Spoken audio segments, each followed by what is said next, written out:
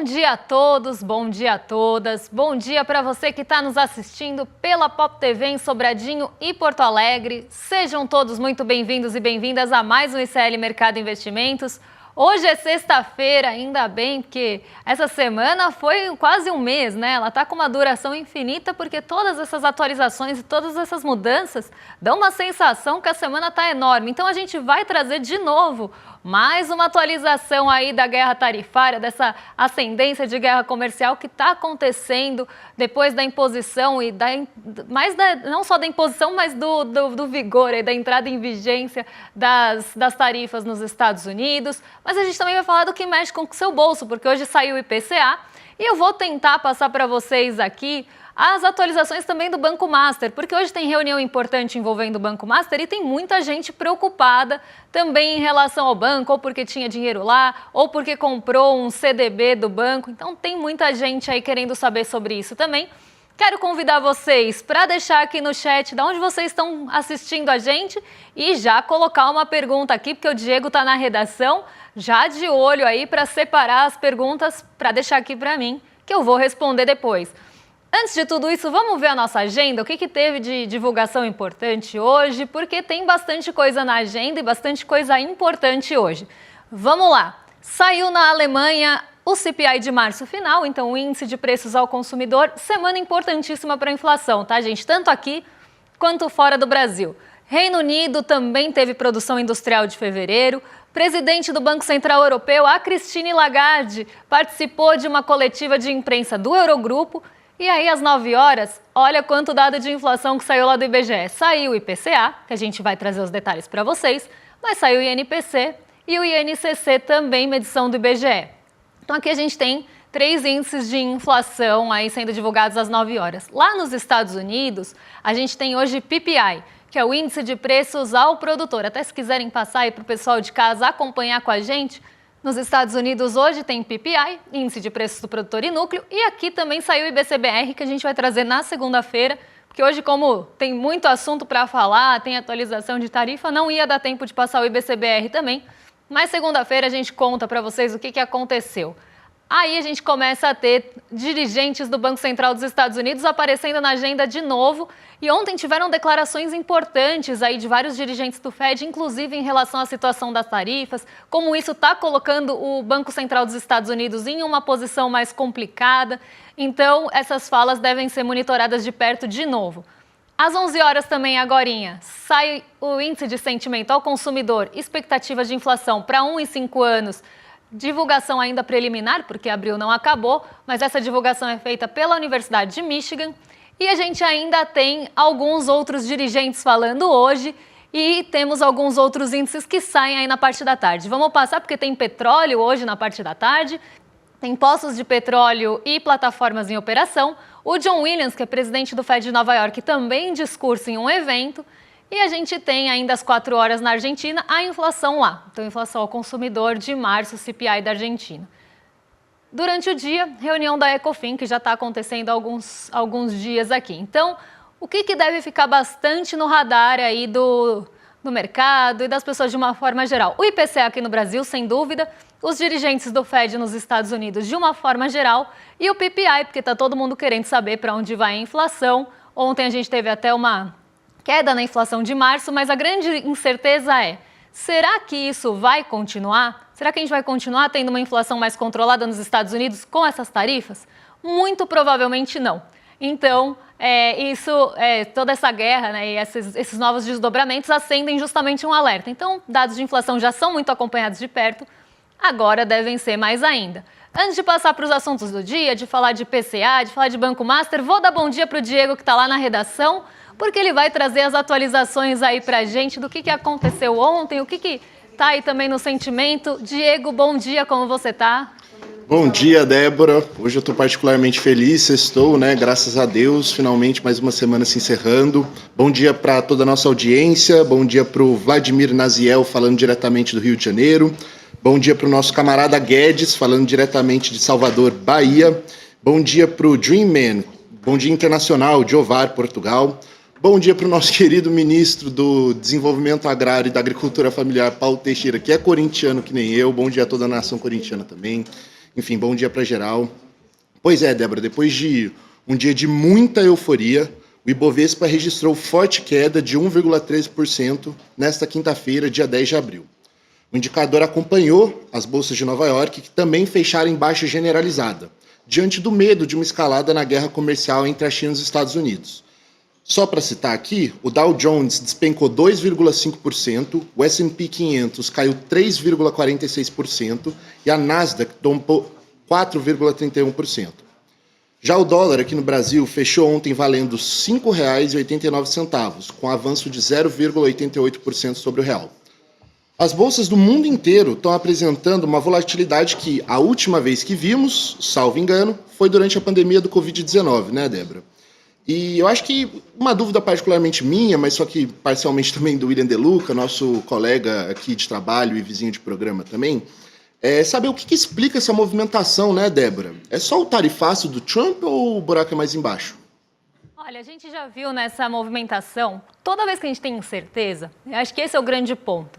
E aí vale para o Diego, para o William, para vocês que estão em casa. Toda vez que a gente tem um movimento muito grande de incerteza, um sentimento muito grande de incerteza mesmo, de não saber para onde vai, de pouca visibilidade, os mercados começam a ter mais volatilidade. Eu sempre falo que na incerteza só ganha quem especula, porque você consegue ali aproveitar esse momento tentando especular com os ativos. Então, para quem especula, a volatilidade é sempre ali bastante bem-vinda. Então, movimentos de sobe e desce muito forte, que é o que a gente chama de volatilidade, acabam favorecendo a especulação. Porque vamos combinar, se você compra uma coisa 10% mais barata e ela sobe no dia seguinte, você vende, porque você sabe que no dia seguinte ela vai cair de novo, você vai poder comprar mais barato e vender, você vai ficar nesse compra mais barato e vende mais caro tentando especular com o ativo. Então, volatilidade favorece isso. Toda vez que a gente tem um ativo mais volátil, ele é favorecido, ele começa a sofrer com a especulação de uma forma mais intensa. Aí a gente tem a pandemia do Covid-19 mesmo, né, que teve, né, não era uma questão financeira também, era uma questão aí ligada à saúde, então ninguém sabia o que esperar, estava uma grande incerteza, ninguém sabia o quanto ia durar. A gente teve esse movimento de derretimento de bolsa e depois alguns movimentos de volatilidade, quando teve ali a crise regional dos bancos dos Estados Unidos, os bancos regionais, na verdade, dos Estados Unidos. A gente viu esse movimento de novo, de fortes altas e quedas ali, trazendo um ambiente também de incerteza, então sempre que a gente tem pouca visibilidade, a gente vai ter mais movimentos fortes de entrada e saída de recurso, porque justamente as pessoas realizam ganho, depois elas acham que podem comprar de novo, então favorece ali o movimento de alta e você fica nessa troca. Agora, uma coisa que eu vou aqui falar para vocês é muito pelo tarifaço mesmo, porque o tarifaço ele está fomentando esse ambiente de incerteza, porque nada se sustenta. Inclusive ontem, aí eu já vou aproveitar para falar aqui do nosso novo capítulo de tarifa fatal, porque ontem a gente teve uma nova atualização desse jogo, né? E é quase um jogo de war, né? Para mim, Donald Trump, às vezes, eu acho que ele acha que está jogando war e pode ali ficar mexendo com os países, colocar ali os bonequinhos, enfim. Para mim, parece que ele tá brincando com isso. Mas ele está brincando com coisa séria, porque ele está brincando com geopolítica, ele está brincando com a economia dos países, inclusive do seu. Porque ontem, inclusive, a secretária do Tesouro falou que ela não viu um movimento desse de autoinflição assim tão grande em muito tempo, como se ele estivesse fazendo mal ali para a própria economia. Né? Então, a gente tem esse movimento, e aí eu vou aproveitar para trazer essa atualização, porque ontem essa incerteza pairou muito nos mercados.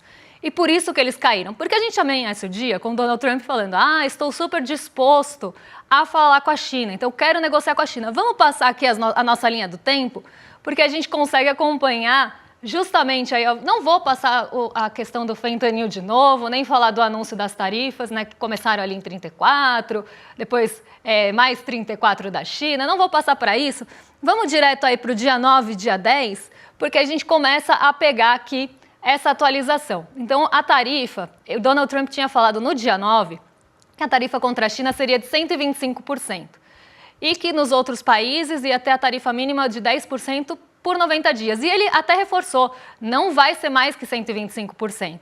Só que nessa conta não estava aqueles 20% lá do começo, lá do antes do 7 de abril.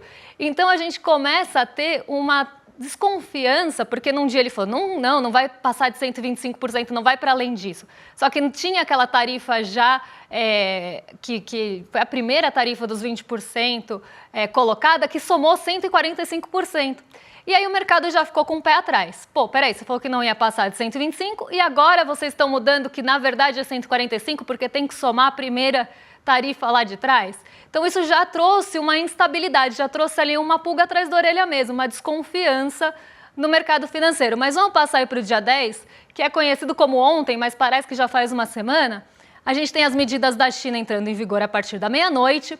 Aí a União Europeia pausa a retaliação dos Estados Unidos, que tinha sido aprovada por conta também da pausa dos Estados Unidos. As tarifas dos Estados Unidos sobre produtos chineses não são de 125% como foram anunciadas, e aí que o negócio começa a desandar, mas sim de 145%.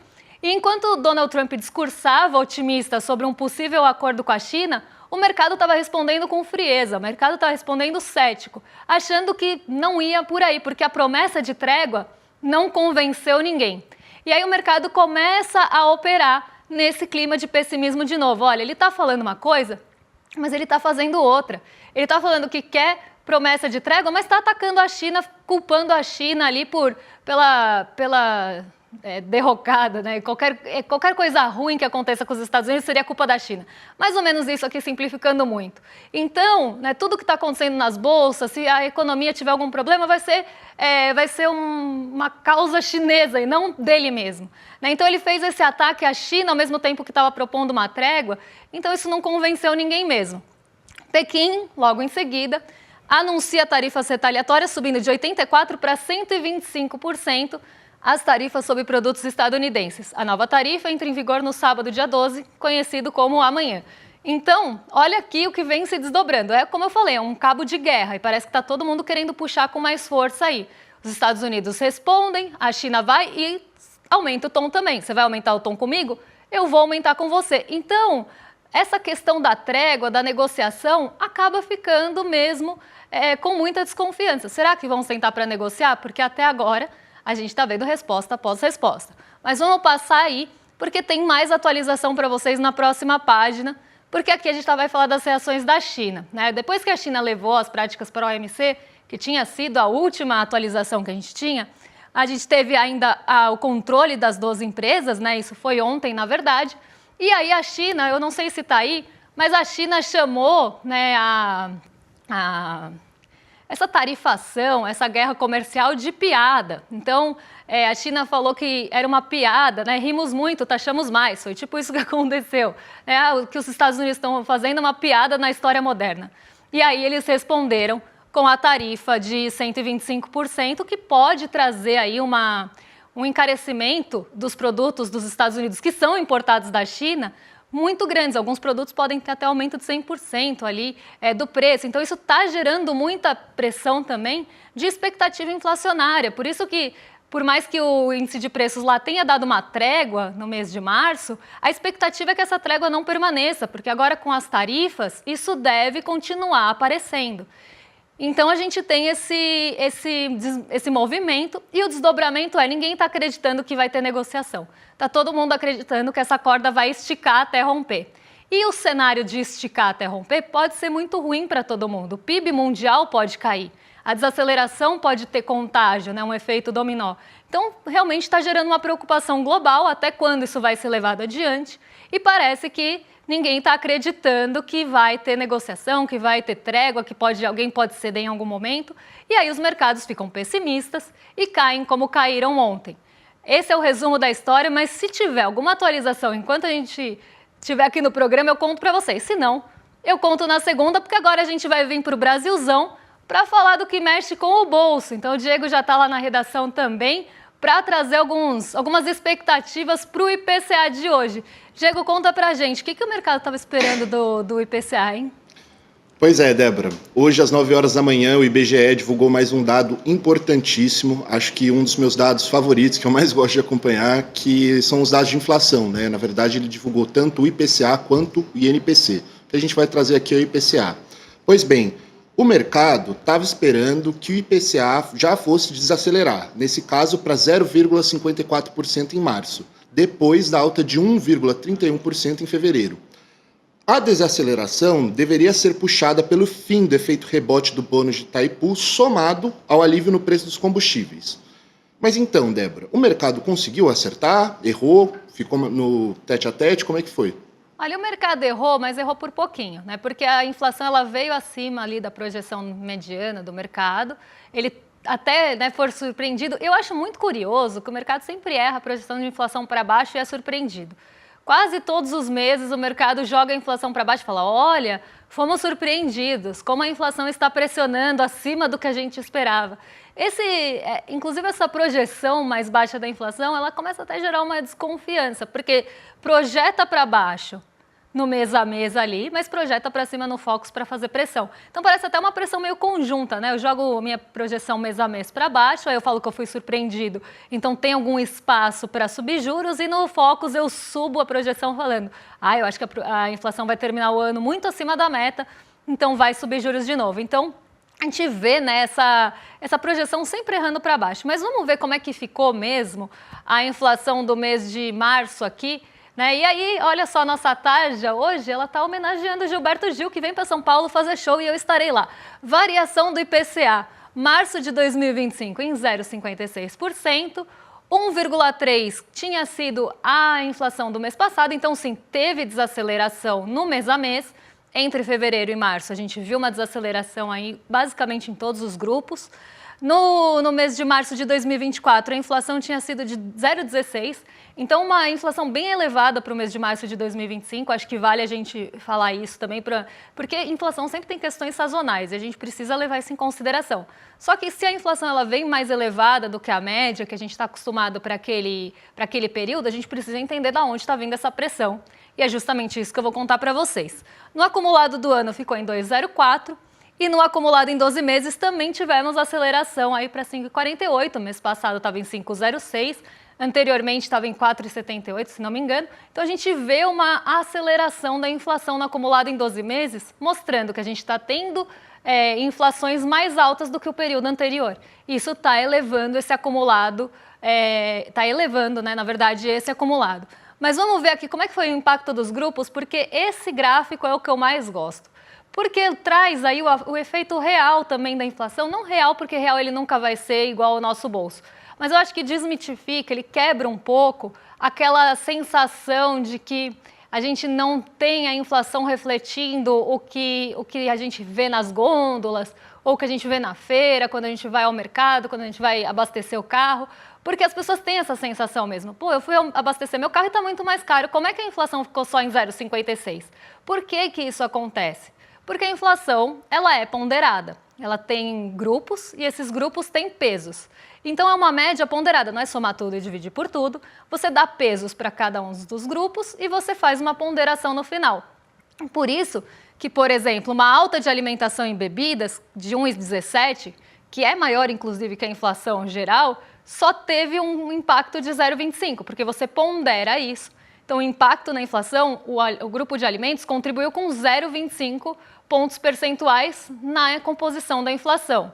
O grupo habitação, que também teve uma alta, mas muito menor do que no mês passado, contribuiu com 0,04. Isso ajuda a gente a entender por que o tal alimento subiu tanto, ele pesa na minha cesta, ele pesa no meu consumo. Por que a inflação está tão contida se eu vejo o meu cestinho ficar mais caro? Justamente pela composição, né, que a inflação ela tem composição nacional. Inclusive, se a gente pega a inflação regional, ela é diferente, porque as cestas de composição de regiões diferentes do Brasil, elas são diversas. Então, aqui, isso ajuda a gente a ter um pouco dessa noção, deixa um pouco mais tangível para a gente. Artigos de residência teve 0,13, mas não contribuiu. Vestuário 0,59 e contribuiu só com 0,03. Olha que interessante. O grupo vestuário aqui, ele subiu 0,59, né? Muito mais do que o grupo de habitação. Mas olha o peso que o grupo de habitação tem. O grupo de habitação subiu aí metade, menos que a metade do que o grupo do vestuário, mas a grupo habitação tem uma proporção maior na composição da inflação. Que mais que temos aqui? Transporte com 0,46 de alta e 0,09 de contribuição.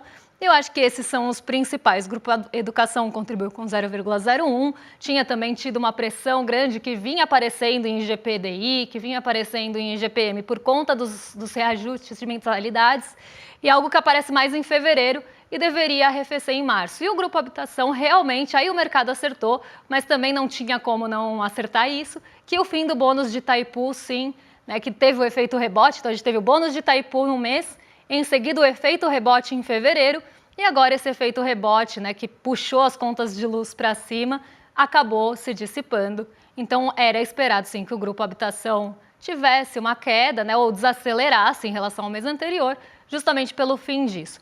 Mas vamos ver aqui os itens que a gente seleciona para vocês, para falar o que está sendo o vilão do nosso bolso, né? Posso adiantar, e já está na tarja, que é tomate, café e ovos. Eles juntos, gente, só os três foram responsáveis por 1/4 da inflação desse mês. Então a gente vê de novo aqui uma inflação puxada pelo preço dos alimentos, tanto dentro quanto fora de casa, e por itens específicos, e itens que sofrem com sazonalidade, como o caso do tomate, né? Então, aquele colar de tomate que a gente viu lá no passado, no programa matinal, então, que a apresentadora vestiu colar de tomate, depois vestiu colar de cebola, se não me engano. Esse tomate, ele sofre sim com pressões inflacionárias e altas de preço de forma sazonal, porque o tomate ele é um bem bastante sensível a mudanças climáticas também, ele sofre com calor, ele tem questões de safra que também acabam envolvendo aí a oferta do tomate, então ele normalmente fica mais caro sempre na mesma época. E ele não tem um peso tão grande assim na composição, mas vale falar que o tomate ficou 22,55% mais caro, porque ele foi um dos vilões mesmo da inflação. Se a gente pegar 3 itens que subiram, que puxaram 1/4 da inflação, não é pouca coisa. Então a gente tem que falar assim. O feijão carioca subiu 0,74, a cebola 5, o café moído continua subindo aqui. Então nosso cafezinho vai continuar mais caro. E, gente, eu não gosto de ser aí a portadora de más notícias, mas já sendo, como sempre, o café deve continuar pressionando a nosso bolso, porque uma alta lá no grão do café pode perdurar ou pode chegar na gente 19 meses depois. Então a gente está sofrendo alta aqui de coisas do passado. E a gente sabe que os problemas envolvendo o café continuam. Então essa alta deve perdurar por mais tempo. O que a gente tem de problema envolvendo o preço do café? Tem o Vietnã, que está com problemas aí de oferta, então tem questão também do café robusta lá no Vietnã com problema de oferta. Tem questões logísticas, porque os containers, não só os containers estão mais caros, como algumas rotas tiveram que mudar. Então, o café está com o frete mais caro, porque algumas rotas estão mais longas por conta de conflitos no Oriente Médio. Então, a gente vai vendo que os problemas vão empilhando aqui, né? É problema climático no Vietnã, é o café robusta que está mais caro, é o container que também está mais caro, a rota que está mais longa e, portanto, mais cara. A gente tem também os fatores climáticos que acabam afetando também a nossa produção aqui. O nosso grão de café já estava sofrendo lá no passado com grãos menores, grãos de pior qualidade.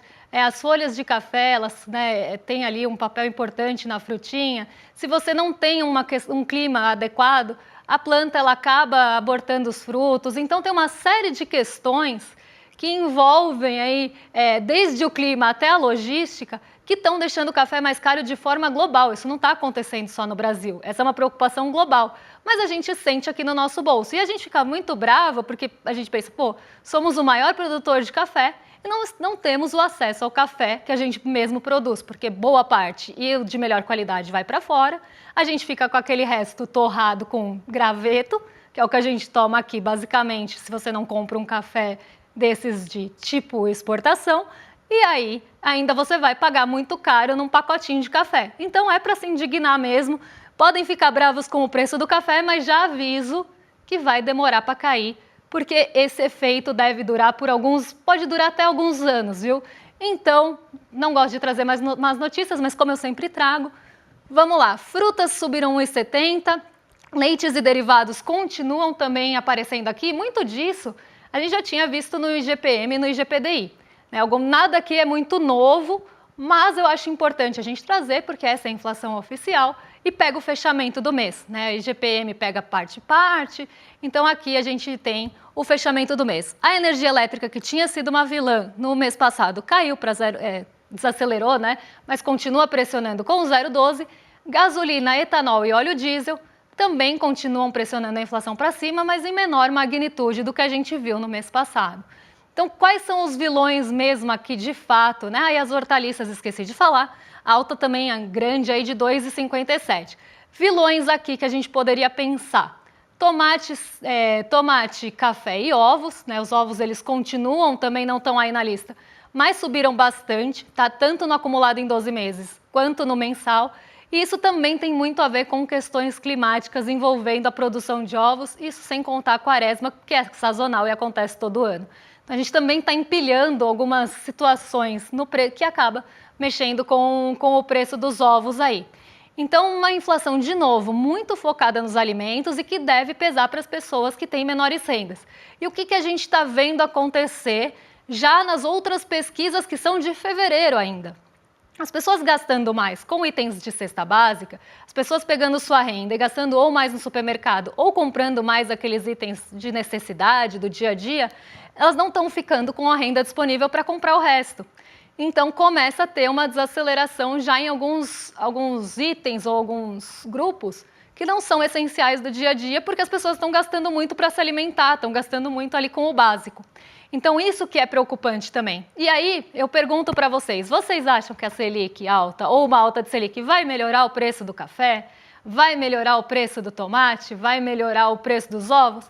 Não vai, né? Vai estrangular cada vez mais o setor de serviços. Esse setor de serviços vai desacelerar, a renda das pessoas do setor de serviços vai diminuir. E porque uma alta de juros impacta nos serviços, impacta do lado urbano, impacta na renda. Se a pessoa tem menos renda, ela vai consumir menos serviços. Se consome menos serviços, as pessoas dos serviços têm menos renda. As pessoas dos serviços tendo menos renda também vão consumir menos. Isso vai virando ali uma bola de neve, isso sem contar a parte de crédito que fica mais cara.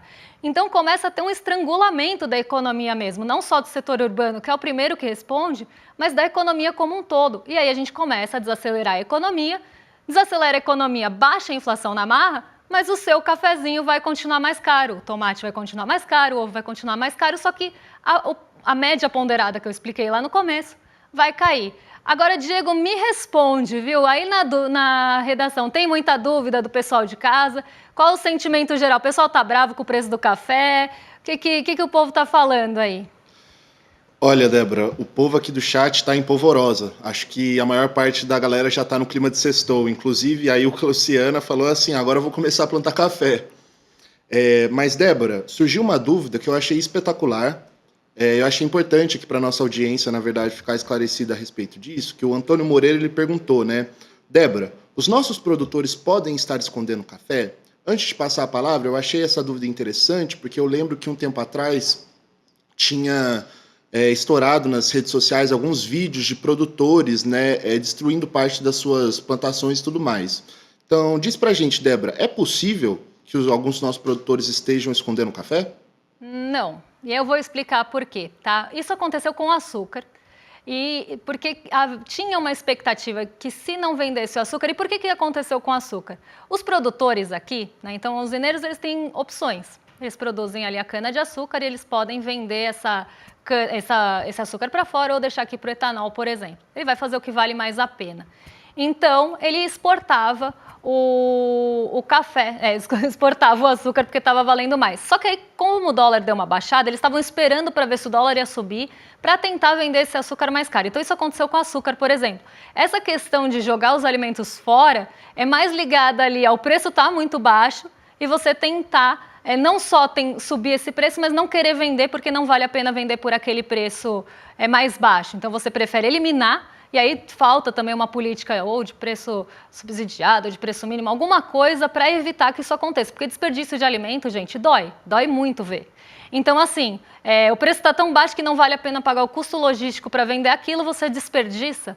Vamos combinar que é uma prática horrorosa, mas que acontece muito. Mas por que o café não está sofrendo com isso? Porque deixar o café estocado também não é uma alternativa viável por conta dos preços futuros. Esses itens são commodities, eles são negociados nas bolsas futuras e manter o estoque do café também é caro. Então, se você guarda o café, você pode perder dinheiro por conta das movimentações no café futuro.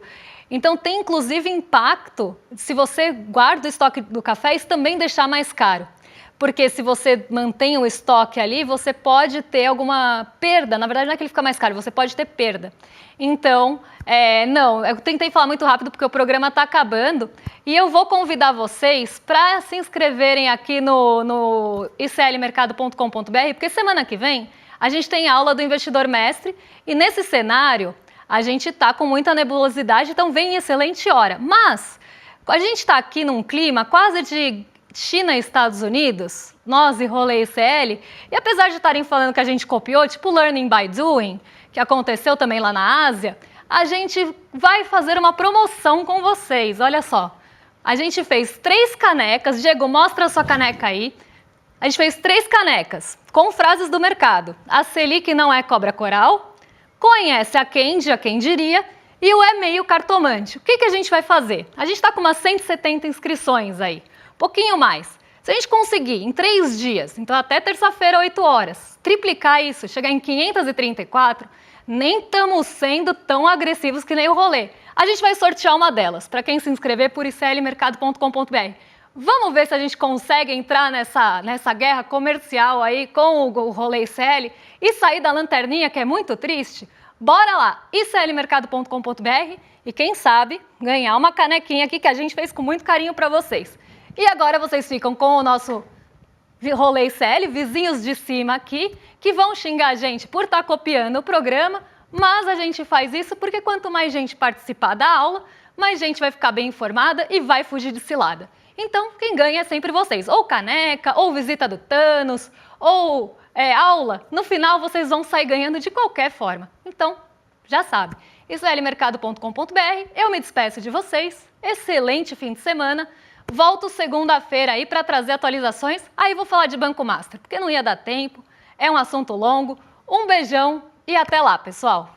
Tem corretora famosa e grande aí sendo processada porque está vendendo coisa que está prejudicando demais os clientes. Tem gente perdendo dinheiro que juntou a vida inteira investindo em coisas assim perigosíssimas que foram oferecidas por essas corretoras. E as corretoras não estão nem deixando a gente falar sobre isso. Estão processando um monte de influenciadores aí que estão alertando as pessoas. Gente, só tem uma maneira de se proteger disso: entendendo como funciona esse mundo das finanças e dos investimentos. A notícia boa é que é muito mais simples do que vocês imaginam. E se ensinado da maneira correta, é até divertido. Eu preparei uma aula para o dia 15 de abril, uma terça-feira, às 8 horas da noite, que eu queria que todos vocês participassem. Uma aula rápida, muito gostosa de fazer e que vai transformar para sempre essa caminhada financeira de vocês. Dia 15 a gente está junto lá.